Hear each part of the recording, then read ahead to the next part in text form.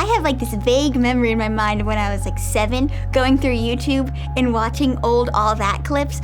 I don't know, ever since I was little, I just have been wanting to act, and that same passion that I had back then is still what I feel every week at All That.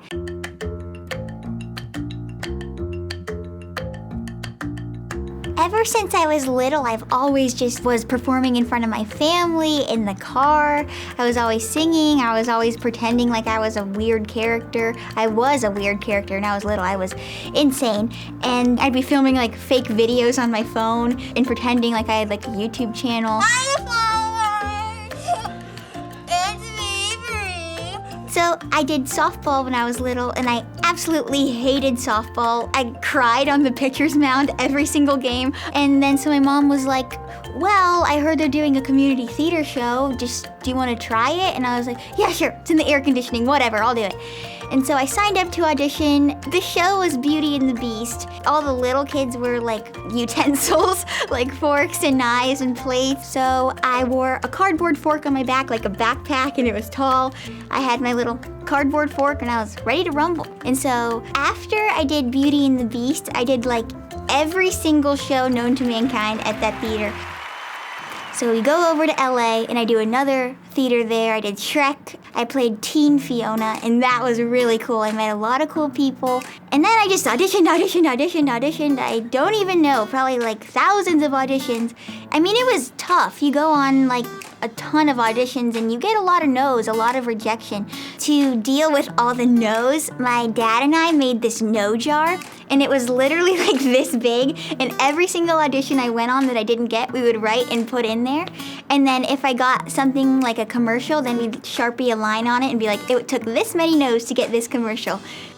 I looked at it in a positive way, like look how much I've done to get where I am right now, and look at everything I've been through, like every audition I've gone on, every line I've memorized, every script I've read got me to where I am right now. But I think each audition I got more comfortable with being in front of people, more comfortable with being in front of casting directors, and then All That came along.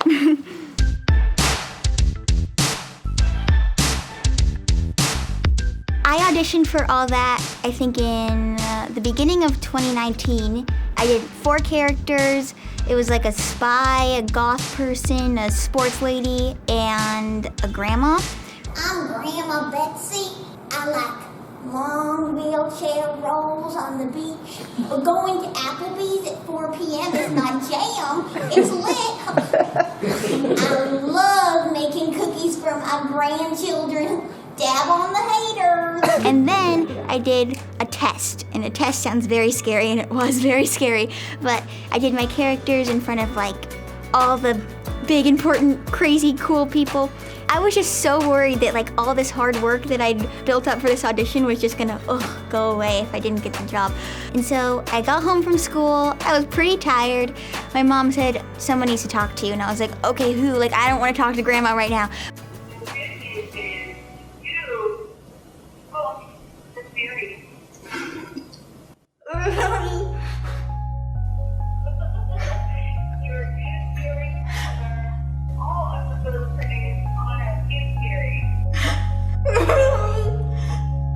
It's an out-of-body experience just to hear those words. Like, if you've been working so hard, it was wild.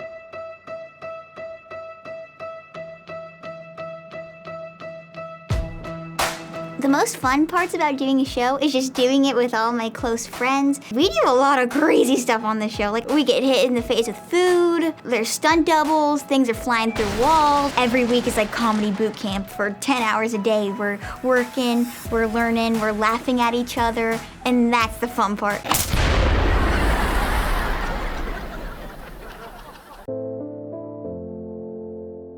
I think the biggest piece of advice I could give is just work hard and do your best, because if you genuinely love to act, or if you genuinely love to do sports, whatever you genuinely love to do, if you work hard enough at it and you practice enough at it and you just stay in it, eventually you will get the outcome you want, no matter how long it takes. Just keep working hard. If you love to do it and it's what you actually like, you have a big passion for it, it will come eventually. So I guess the last piece of advice I have is just to get a no jar, because like Pinocchio, we can grow from our nose.